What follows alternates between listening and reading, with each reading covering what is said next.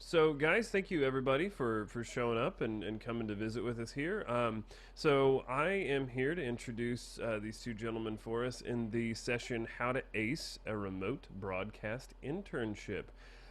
First off, we're going to talk about Ghael Fobes. Is that correct? Fobes? Yeah, yeah, Okay. that is it. Is a junior broadcast and digital journalism major at the Newhouse School. He's an aspiring journalist looking to shed light on policy and politics at all levels of government. And Evan Hirsch is a senior producer at NBC News Now, a 24-hour streaming network of NBC News. He served as a broadcast line producer for both MSNBC's Meet the Press Daily and CBS This Morning. Prior to working in network television, Evan produced local evening newscasts at KYW TV Philadelphia, WBNS TV Columbus, and WSYR TV Syracuse. He also served on the adjunct faculty at Temple University's journalism department, and he graduated from Lawrenceville School and holds a dual degree from Newhouse and Maxwell. Welcome, guys. Thank you so much for joining us. Thank you. Thank you so much for having us. And I have to say, I had never heard of STN before, and hi to everybody there. And I just wanted to give everybody just a small little window into who I am. And I actually come from the high school newscast background. That's kind of where I got my dip my toes into all of this. This first uh, photo slide here, if you can tell. If you can kind of see the person standing up there, that's actually Evan. That was from about a little over a year ago now, during the first impeachment. I was interning for Evan. That was actually my second round of MTP Daily, but I like that photo. And let's see here. If we go to the next slide here.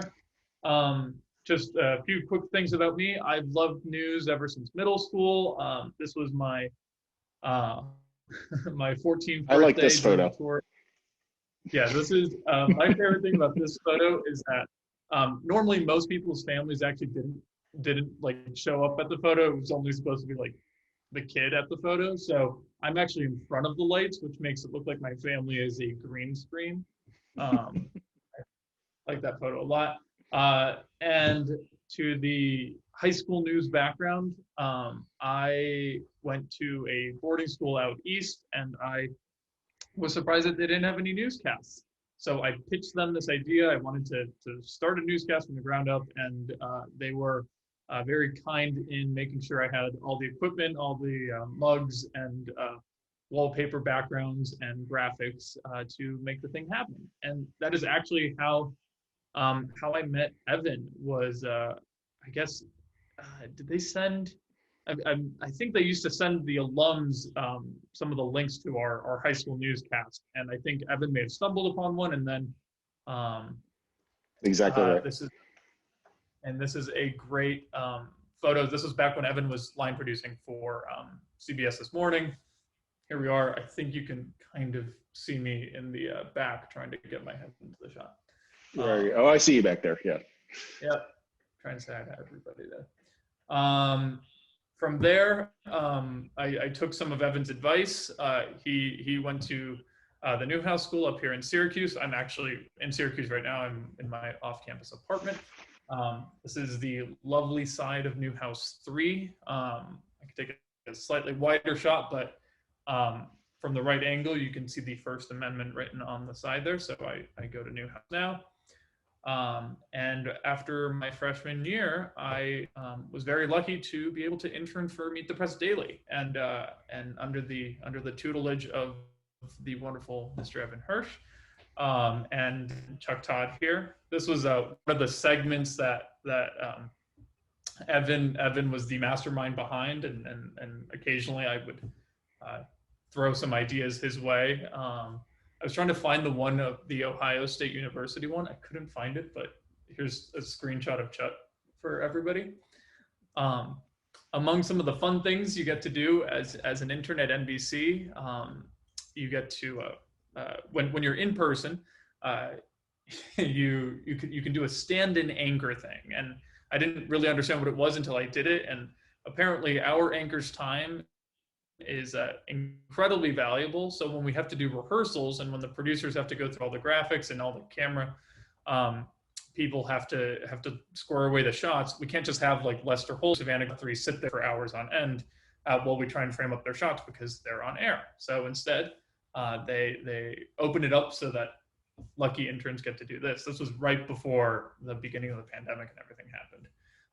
And then obviously pandemic hit, and this is from Ghael's childhood bedroom, trying to be a remote intern.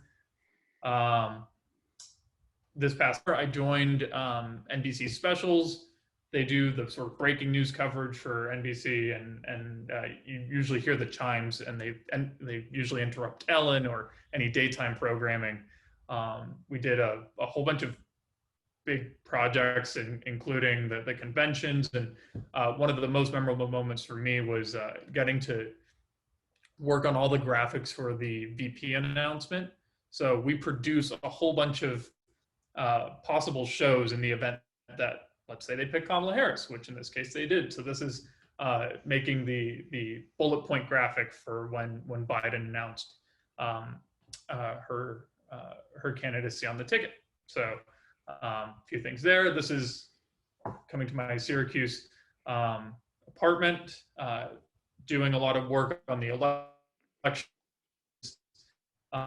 This is, if you remember the photo from stand-ins inside of 30 Rock, this is stand-ins from my Syracuse apartment building. I am Skyping in, trying to do some stand-ins for Election Day.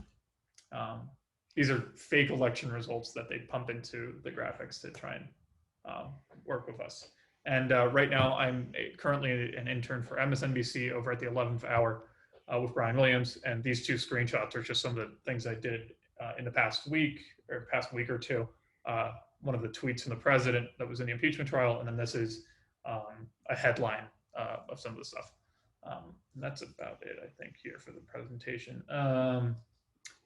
And yeah, so that's a little bit about my background. We're gonna talk about some other tips and tricks, but just quickly here for Evan to talk about his background. And sure, my presentation will be markedly much more low tech. Very quickly, that was a lovely intro and great pictures. I am currently the senior producer of a news show that is beginning on NBC News Now. For those of you who are not familiar, NBC News Now is the news streaming service of NBC News. We have MSNBC, obviously, which is cable. Now NBC News Now will be our streaming service. We are, over time, launching new shows, ultimately building up to a 24-hour service. The show I will be launching in conjunction with several others is our new 12 to 2 show. Not quite sure when it's going to launch. We have a couple of moving target dates, but certainly in the next few weeks. So if you are a streaming viewer, which so many people are, please find it in all the places where you would find it. We're very excited. Before that, I was the line producer of Meet the Press Daily on MSNBC, as Ghael mentioned. Before that, I line produced CBS This Morning for a couple of years. And prior to that, I was in local news. I'll go way back when I was an intern, actually at the same during the same high school as Ghael went to. We both went to a high school in New Jersey, a boarding school in New Jersey. I stumbled upon an internship at a little station that doesn't exist anymore, WNGM TV 40 in Atlantic City, the country's smallest NBC station, which no longer exists, housed in what used to be a Frito-Lay distribution warehouse. And I could tell because they still had all of the shelving in for all the chips. And I think we ended up using that for tape storage. But it was an internship that actually my dad encouraged me to take, and said, you have to do something this summer. Why don't you call up this person? He knew that I was interested in doing radio at the time. Took the internship and fell in love with it immediately and didn't look back, and was in local news. Past that, went to journalism school at Newhouse, worked in Syracuse in that television market, worked in Columbus, Ohio for a few years, worked in Philadelphia, which is my home market. I'm from that area. And then got the call up to work at the network. So that's a very quick overview of my sort of process all of my experiences in live television producing, live control room producing. For those of you who aren't familiar with the term, a line producer is the person responsible for building the show format, what's called the rundown, and helping execute that show from the control room. So there's a lot of changes, there's a lot of adapting, there's a lot of flying by the seat of your pants. There at the early onset, there's a little bit of weeping, but for the most part, it's it's a very exciting, fun, high energy, somewhat high stressful type of work. But once you get used to that pace, it's very hard to get used to anything else. So I've been doing that now most of my career. So that's just a very quick, hopefully very quick overview of my background. If anybody here's ever seen the HBO show The Newsroom, one of the more active people inside of the control room, there's the line producer, there's a director, and Evan is usually the one that is processing like 150 different things at one time. So you always have to be cautious when you're asking them a question in the middle of the show. But that first photo that we were looking at when they were passing the articles of impeachment over, I just remembered that moment because we had, I don't know, a dozen or so cameras that were trying to figure out, okay, yep, here's Nancy Pelosi or here's Adam Schiff, and they're carrying these articles, and we're like trying to do as best we can to capture this racehorse of a document as it's trying to make its way into the upper chamber. Now, I just wanted to, being that a lot of this audience, a lot of you guys are a lot of you people are high school students, and I'm sure a number of you are thinking about going to possibly a journalism school, possibly a communication school. And I know one thing on your mind is going to be thinking, okay, obviously there's the school component, but then I want to do a cool internship. I want to do something that will let me, take the skills that I learned in high school, take the stories that I worked on in high school, and expand upon them. So I wanted to give you guys at least some of the few things that I've come to learn in my time going through the process of applying, but also just helping friends out with cover letters and resumes, and just making sure that you're in touch with people. So I just want to give a few of the things I've learned. And just quickly here. So one of the things a lot of my friends ask is kind of how do you get into the process? And a lot of it starts with research, and it starts with your single biggest best friend. Many of you may not know this, is LinkedIn. And you go into LinkedIn, and everybody starts off at the same place with very few contacts on LinkedIn, and it's not the sort of case where you find lists of people and you add all sorts of different people, but it's actually a really good tool for figuring out who works where, what was their background. You get to look at where people started and how they got to find their way up, and you can see, oh, who do they work with and who do those people work with. And one thing you'll quickly find is to build a small network of people, even within 50 people of your high school or your college community, can eventually land you to maybe a friend of a friend or a friend of a friend of a friend, someone who you can be introduced to. And even if that's not the case, you can more often than not, some really nice producer, some nice line producer, some nice segment producer, some nice senior producer is more than willing to talk to you about their experience, to talk to you about their background. And if you're lucky, you can maybe even show them some of the stuff you did in high school, some of the stuff you're going to do in college. If you're working at like a local campus outlet or something like that, you can show them some of the videos that you've produced, some of the videos that you've reported on, some of the stories that you've written. And they'll often give you great tips, great advice, and if you're lucky, they'll remember your name and they'll carry it forward when you end up applying. So lots of research, lots of research, lots of research. It also shows a lot of motivation from an individual perspective in that you learn as much as you can about the places where you will eventually intern in the future. So once you find those leads, maybe you want to understand who the recruiters are for the specific companies. For a place like NBC, we have a pretty established internship program. So there are dedicated adults who reach out to colleges, who try and sort of scour the whole country to find the best candidates. So it's competitive, but just finding people that can vouch for you, even people that you may not know right away, but you reach out to them and you build a rapport, and you're nice to them in emails, and you're courteous with their time. It really does pay off in the long run. Yep. So showcase your work, your experience, that professionalism. Always write thank you notes. The single biggest piece of advice that I got from Newhouse faculty and professional people was always thank people for their time. It is very, very, very important to make sure that they understand that you really valued the time and energy that they put into that relationship that you just built. They may have given you a half hour. That's a half hour that they did not necessarily have to give you, but they were kind enough to do so. So that's definitely for trying to build that relationship so that you can eventually, when you apply, maybe you tell them, hey, I threw in my application for X, Y, and Z, and then they can help shepherd it along in that process. And then the last big note, and I've told this to all of my friends, especially in a school up like Newhouse, where a lot of people apply to internships all the time, is be easy on yourself and set really manageable expectations. Not everybody will get their top tier thing, their second tier thing, their third tier thing. Every experience is valuable, and every experience is going to give you things to learn.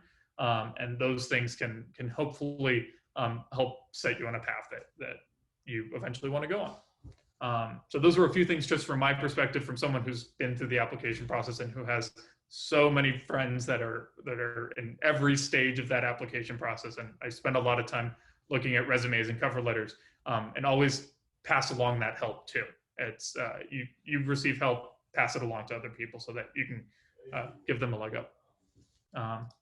Any notes, Evan, from your perspective, just as someone who probably sees applications and sees people like that? Yes. Well, let me echo all of what you said. I think they're all extremely valuable and very cogent points to having, at least starting the process of finding a successful internship. And let me especially echo the sense of every internship is a good experience. Every internship is something that you will gain something from. Oftentimes, the ones that are the most marquee, the most prestigious, the biggest brand names are the ones that you'll oftentimes get the least experience out of, because there's so many people, there's such an already existing infrastructure to get product on the air, or or in print, or whatever the case may be. Working in a small local news shop, working in a blog, you're going to potentially get a lot more hands-on experience from one of those, and the competition level is going to be quite a bit lower typically, because you don't have 10,000 people applying for 5 or 6 internships with NBC News or National Public Radio or whatever the case may be. So I would encourage people to be very generous with sort of the breadth of where they look for these types of internships, and don't turn up your nose at anything that doesn't seem like, oh, this is not the big show, or this is not a big network. Those things, oftentimes the experiences you get in those places are going to be the thing that sets you apart when it ultimately comes time for a job and getting into a transitional sort of role.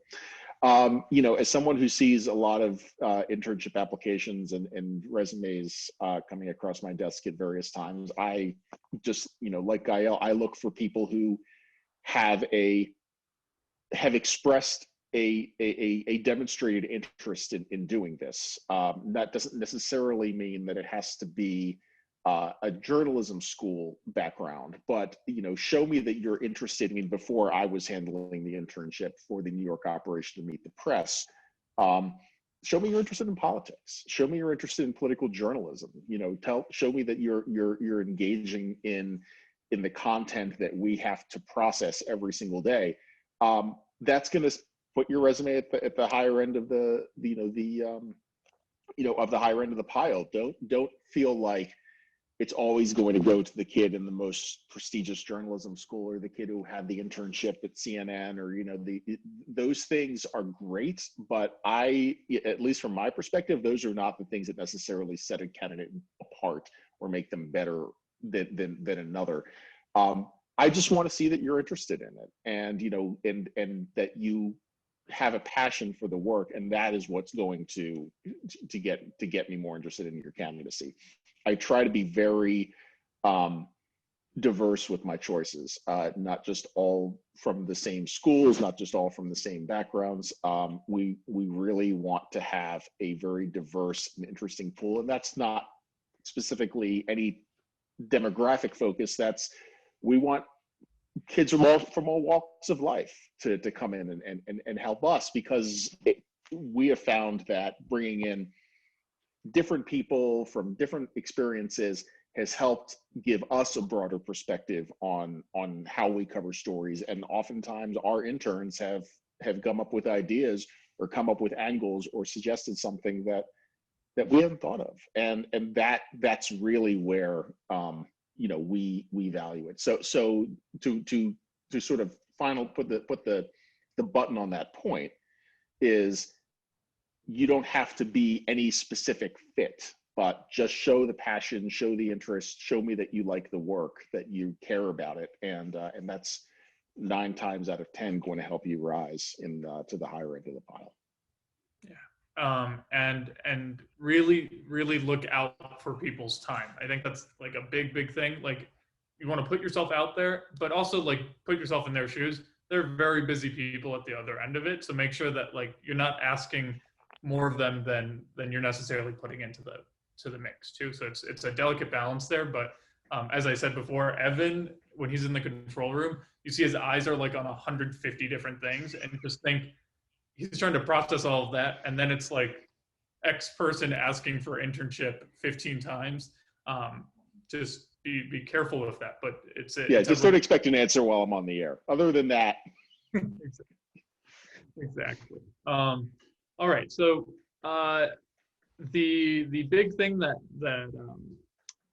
just about every newsroom has had to transition to, with the exception of a few people in the building, a lot of production in the past year has had to take place inside of people's homes. You can see at the background there in Evan's shot.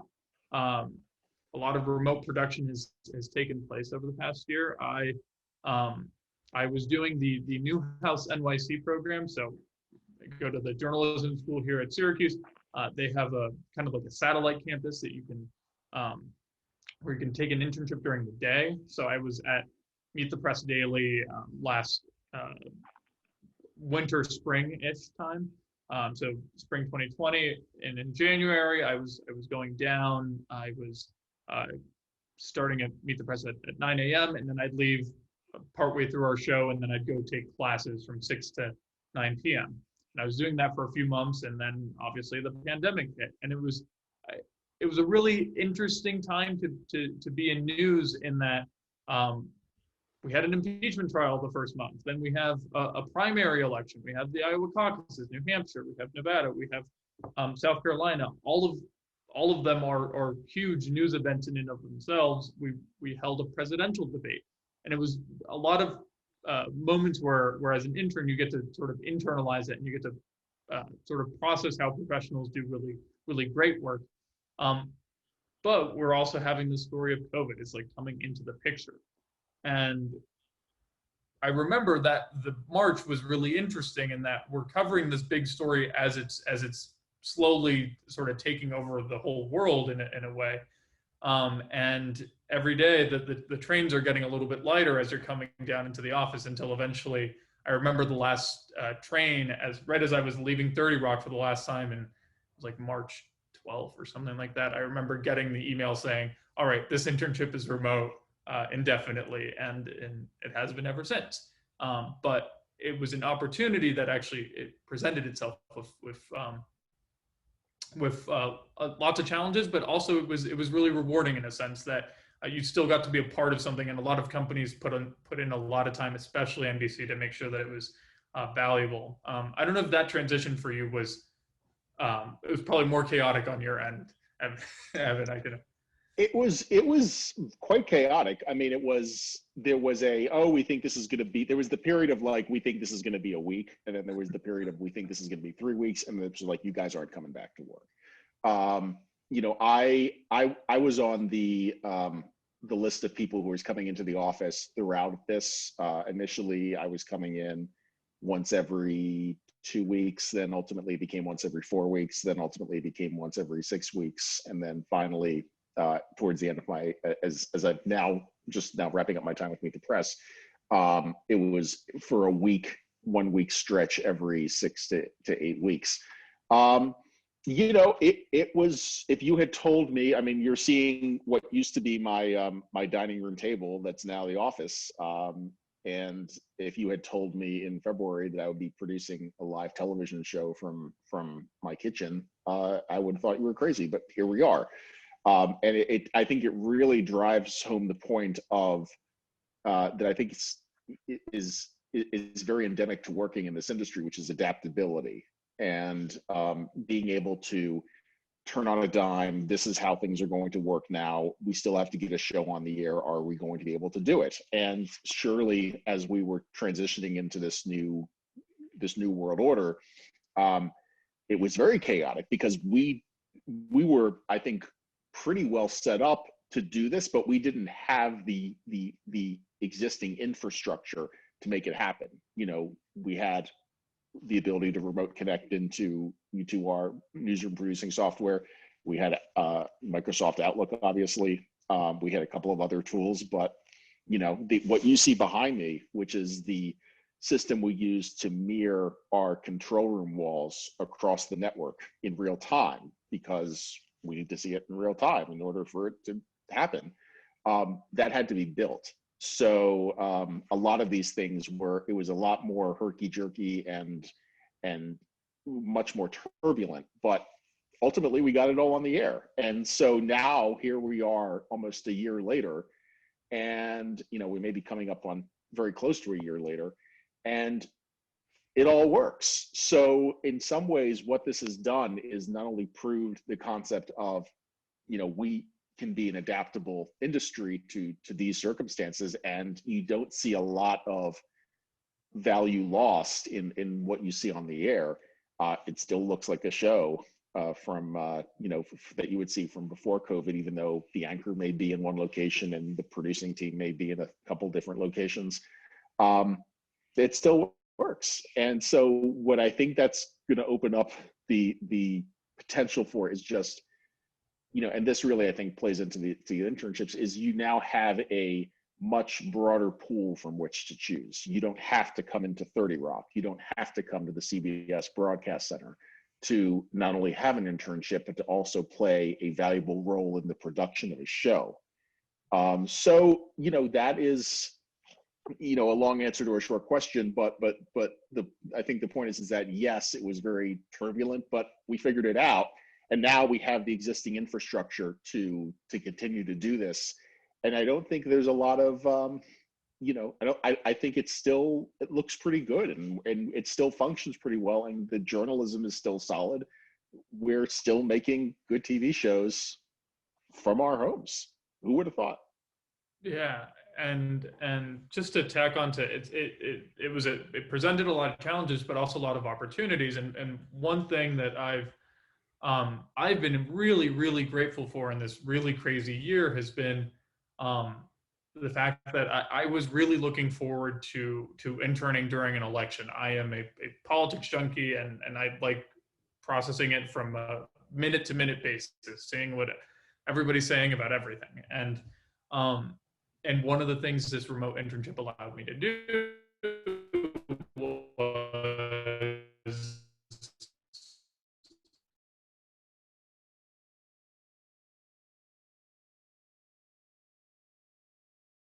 intern while I was up here at Syracuse, and zooming into likely would never have happened had it not been for the pandemic. So it was interesting. It's like you're counting your blessings in terms of the opportunities that you are kind of afforded. One of the biggest changes that happened from an intern perspective was when you're in a newsroom environment, you often you're helping as many people as you can when they need a specific request. So if I have to help Evan do a taped thing down on the 5th floor of 30 Rock, then I have to go down there, and I have to work with the video producers down there.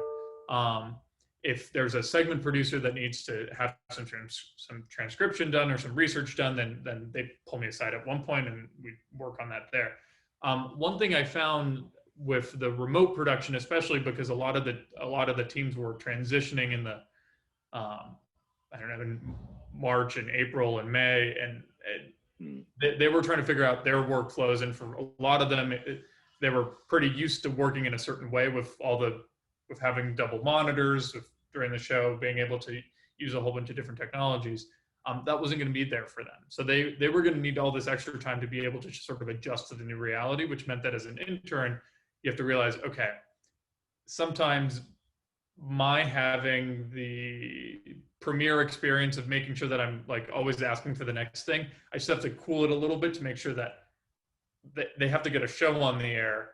I need to find a way of being the most proactive I can, so I'm not an additional impediment to their ability to get that show on the air. You just have to see, okay, they're probably going to want the transcription from X, Y, or Z press conference because that's in their segment. So that's probably what they're going to need.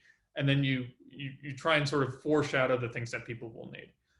And then another thing that came to my mind working for NBC Specials was finding sort of a dedicated job. I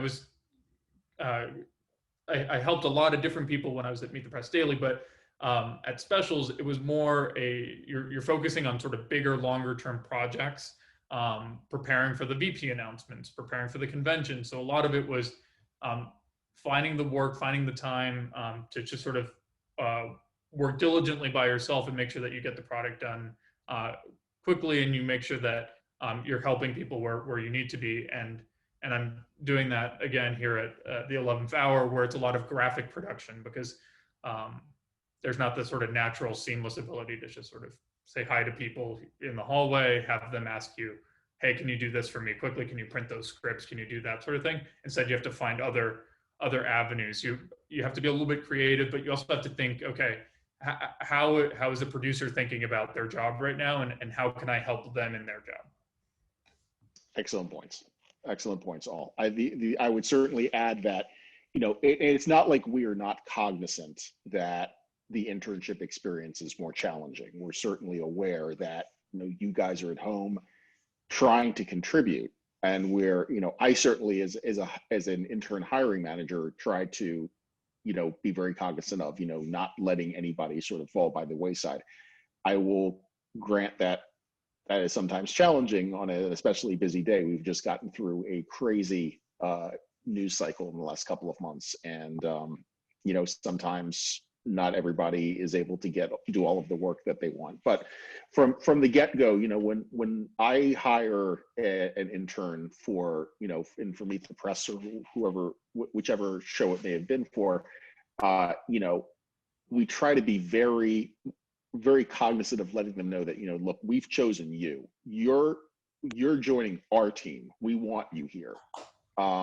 So to that point, if there's something you want to do, or there's something you want to learn, or there's an experience that you want to have during the course of your time with us, I'm going to move heaven and earth to make that happen. By the same token, I also have expectations of you contributing to our team and being someone who is a productive member. We're going to set you up with the tools to make that happen, but a lot of this is incumbent upon you. It's you being a self-starter and you having to show that you can turn on a dime, that adaptability that I talked about earlier. That's incredibly important now, and it's only going to be more important as the new way of doing this continues to unfold.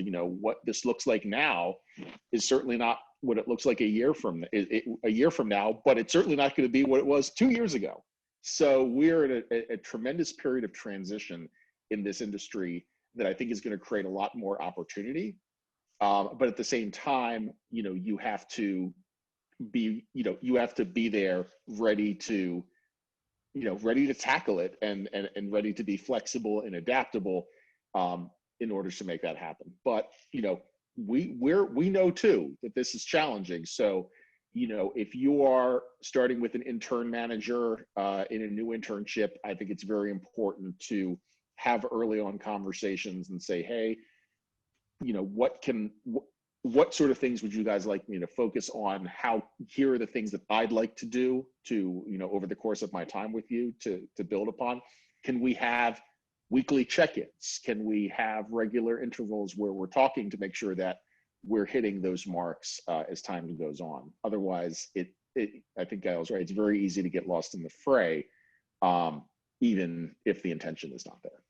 Yeah, and a really quick tip too that I learned: your supervisor and your hiring manager, they also want to open up different avenues within the company too. So if there's someone you want to meet in a cool place, so in a place like NBC, there are so many reporters that are incredibly valuable. And I have a number of assignments in my current classes here at Syracuse that involve interviewing reporters that I want to talk to. So using the tools that you have and knowing that, oh, you have email addresses available to you that ordinarily you wouldn't. So you can reach out to people and say, hey, would you mind if I talk to you for 25 minutes or something like that? So sort of added abilities within your internship that are kind of separate from the job itself, but just ways of expanding your network and expanding your understanding of the field. Sure, absolutely. I think for the most part, that pretty much covers everything that I wanted to talk about. Yeah, and just a few things about picking a journalism school for those of you in high school that want to go into journalism or into communications. I think it's a mix of finding how many different campus outlets, like how many different newspapers and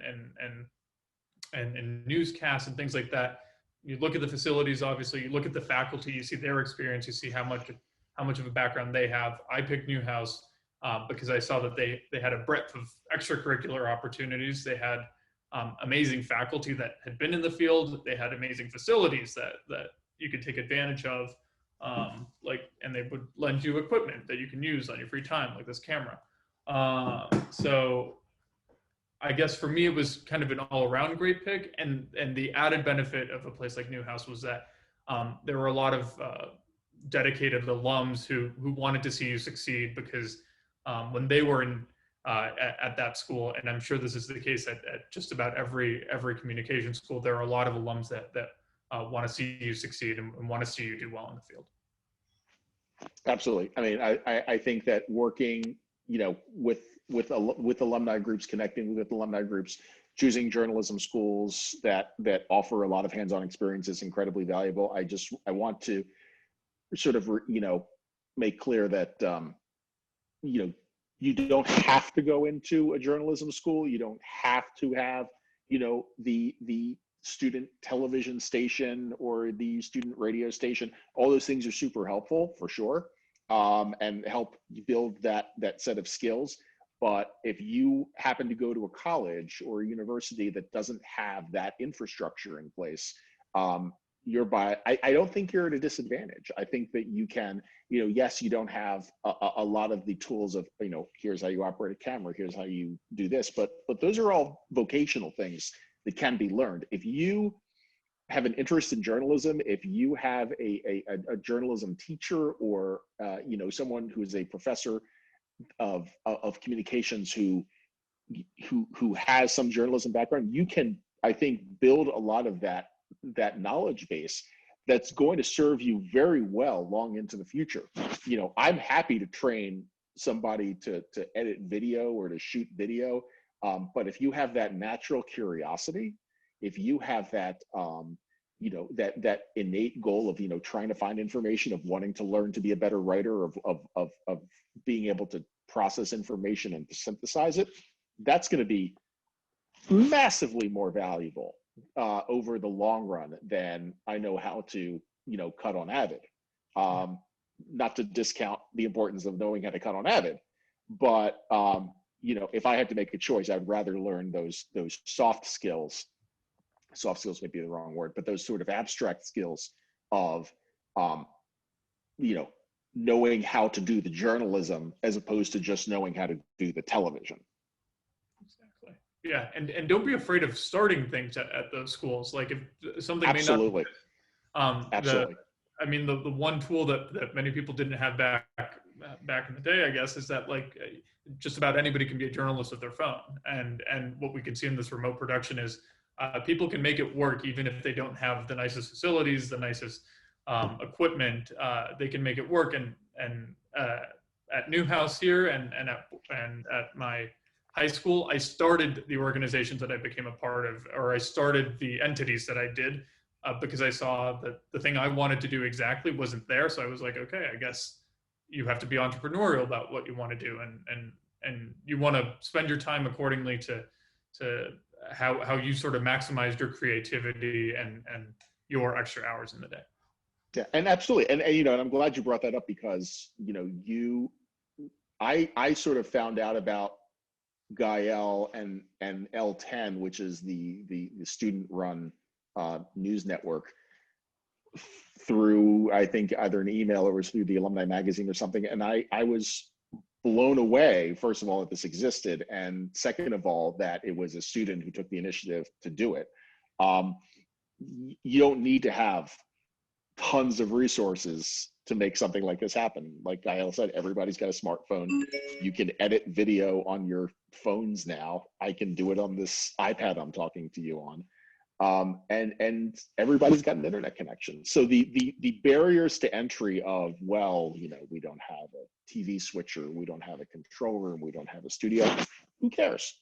You know, that you can make a television show with barely anything these days. And you know, you know, if someone sent to me a homemade newscast that they and their college friends made that didn't have all the bells and whistles, you know, I'm more interested in seeing the journalism. I'm more interested in seeing the initiative, and that to me is so much more exciting and so much more gratifying. That, you know, wow, these guys had nothing, and look what they made.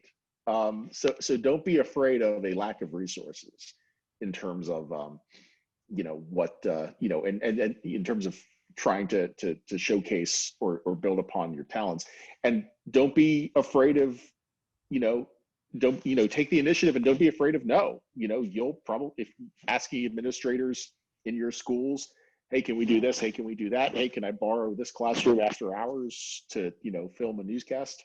You know, you may get a couple of no's, but eventually you'll get to yes. And if you don't get to yes, find another way to do it. It all feeds into that adaptability that I was talking about, which is that's what's going to really drive, you know, your success in this industry, or, and for that matter, I think most industries. The podcast I started here at Syracuse was on my phone. I had a blanket over me in the closet in my dorm room. So the production value I think was okay, considering that it was, again, on a phone with a blanket over my head. But that's how the pros do it too, I hear. Yeah. All right. I think that pretty much covers everything, unless anybody had questions here, although some people may be watching it separately here. Actually, let's see. Cheryl Brody Franklin. And this is the director of Newhouse NYC asking a question here. Do you both plan I've heard of her too. Yeah. Wonderful person. Do you both plan on staying in NYC, or do you ever want to pursue your career in a different city? Evan. Me first. You know, I have had the benefit of working in local news for a long time before I came up to the network. Like I said very quickly, I went to Syracuse. I was in Syracuse University, worked in Syracuse for a little while longer, went to Columbus, Ohio, went to Philadelphia, and then came to New York. I really like it here. You know, I had the opportunity some time ago to go down to Washington. I'm more interested in sort of the general studies news program. I'm sort of a, you know, I'm not interested in just covering politics, or I'm not interested in covering just one thing. So in terms of doing national news, that's as, you know, that's still sort of topic general. You kind of have to, you know, you don't have to be here, but this is sort of where it's centralized. We have bureaus in all over the world, all over the country. And if you have a passion of being in that region, those are great resources. But they all ultimately feed the network in New York. So I plan on, you know, at this point, as long as they will have me, I will be in New York. And I think I will take the slightly different tack. I think DC is probably the place I want to be. The fastest I can get there out of college. I am a huge politics junkie. I read this before bed. This was a recommendation of the Chuck Todd himself to get the Almanac of American Politics. So when I have trouble sleeping with crippling insomnia, I I go through Don't tell congressional him that. I go through congressional districts to everyone's boredom, but this is my delight. I would love to work in DC and cover the Senate and walk the halls of Congress and talk to the politicians there. To me, that it's just so interesting, and I've loved the internships I've had because they really delve with politics at a really granular level. I think, yeah, that about does it here. I think that was Cheryl's question.